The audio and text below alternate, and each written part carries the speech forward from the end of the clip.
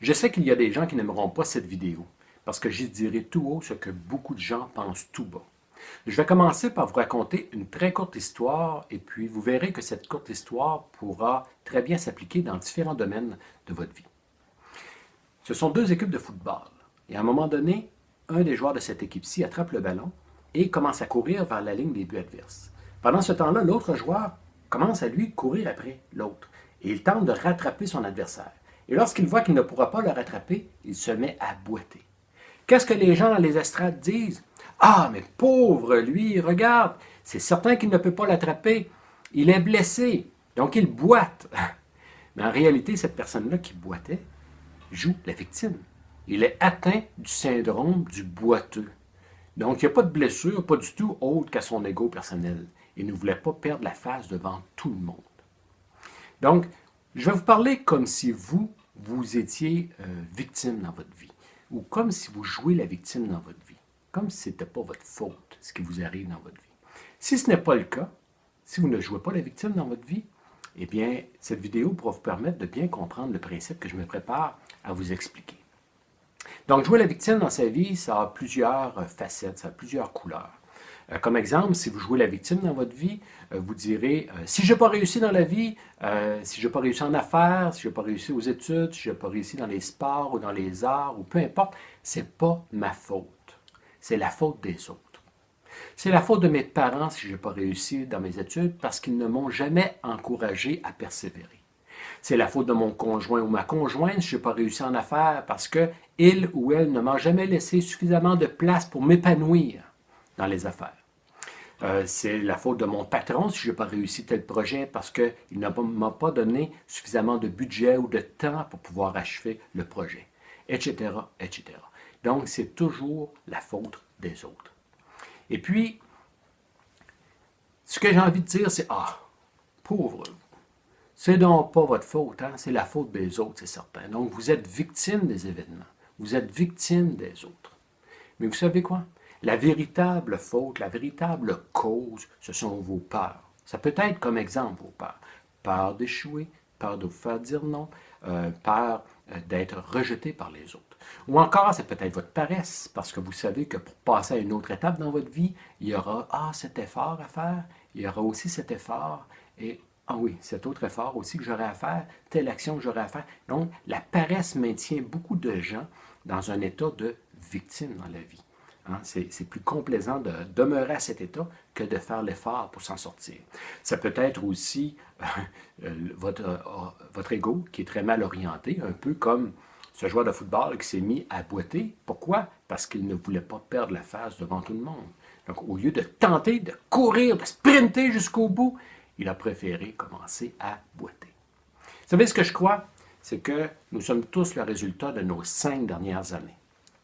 La personne que vous êtes aujourd'hui est le résultat de vos pensées, de vos décisions et de vos actions des 5 dernières années.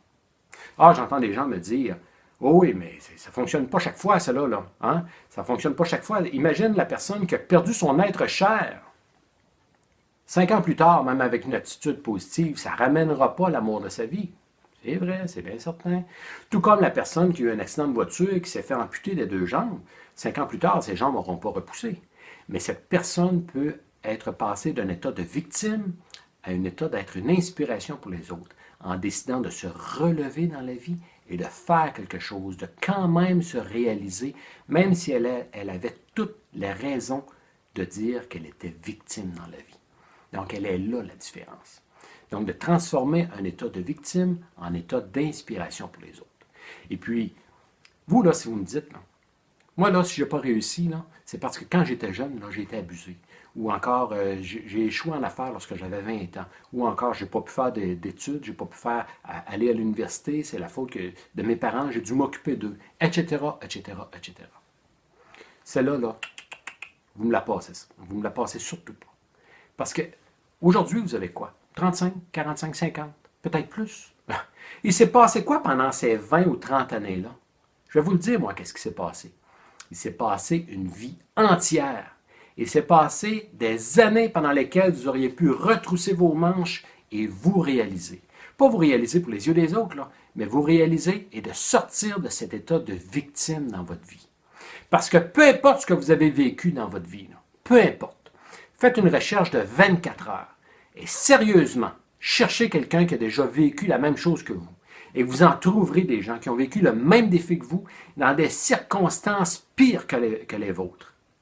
Et que parce qu'ils ont vécu ça, ils ont décidé de réussir dans la vie. Ils se sont servis de cet état ou de cet échec pour pouvoir passer à une autre étape dans leur vie.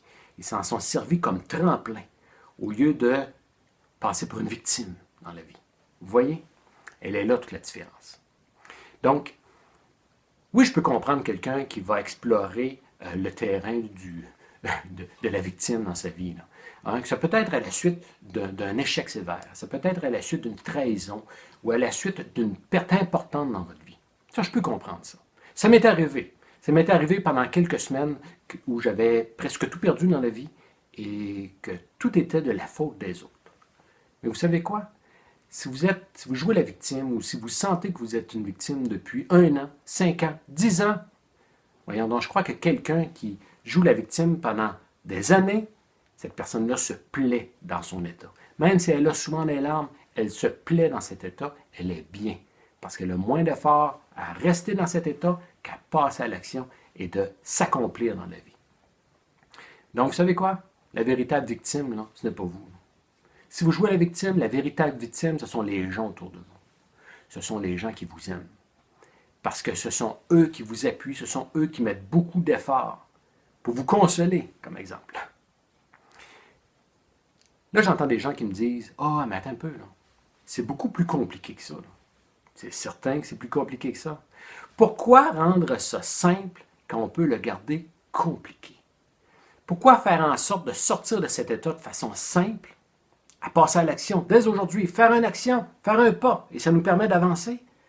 Pourquoi on ne garderait pas ça compliqué? Parce que lorsqu'on garde ça compliqué, c'est bien plus difficile de s'en sortir. Sans compter le groupe de gens qui, eux, ont un intérêt à garder des gens dans un état de victime, ont un intérêt personnel ou un intérêt financier, vraiment, à garder des gens dans un état de victime. Si vous avez de ces gens-là dans votre vie, là, ce sont des prophètes de malheur. Sortez-les de votre vie rapidement et commencez à voir votre état de victime plutôt comme un état d'être une inspiration pour les autres. Et ça changera toute votre vie. Ça changera toute votre vision. Donc, je ne vous laisserai pas avec ça. Ce que je vais vous donner, ce sont des solutions, c'est certain. Et la solution, ce n'est pas d'abandonner dans la vie. Surtout pas. La solution, c'est premièrement, si vous vous sentez victime ou si vous jouez la victime dans votre vie, il est important de vous avouer à vous-même que les autres n'y sont pour rien. Ni les circonstances, ni les gens. Que vous devez comprendre que vous êtes le seul maître de votre vie.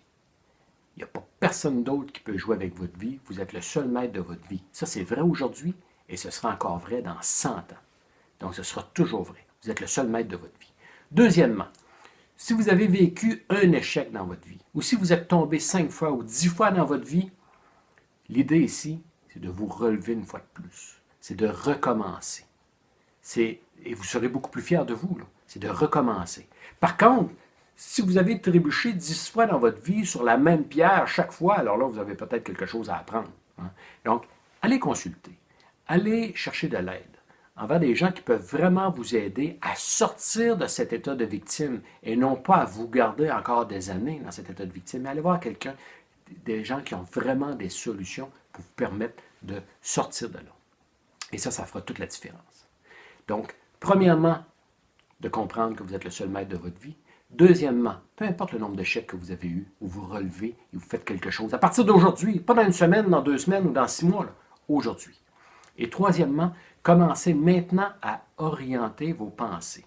Non pas sur un état de victime, mais orienter vos pensées à devenir une inspiration pour les gens autour de vous. Donc, posez-vous la simple question, qu'est-ce que je peux faire pour inspirer les autres à passer à une autre étape dans leur vie? Les inspirer par mes actions à moi-même, par ma façon de penser, par mes décisions et par l'action que je ferai moi-même. Qu'est-ce que je peux faire pour inspirer les autres? Et prenez en note ce que vous sortirez comme idée, choisissez-en une et commencez aujourd'hui. Profitez de cette occasion. Vous savez, c'est une belle opportunité qui se présente à vous. Vous voulez être quelqu'un dans la vie, vous voulez être fier de vous, donc passez de l'état de victime à l'état d'être une inspiration. Et c'est une belle opportunité. Et commencez maintenant à courir vers la ligne des buts. Courez plus rapidement que vous pouvez, mais commencez pas à boiter à mi-chemin. Courez jusqu'à la ligne des buts.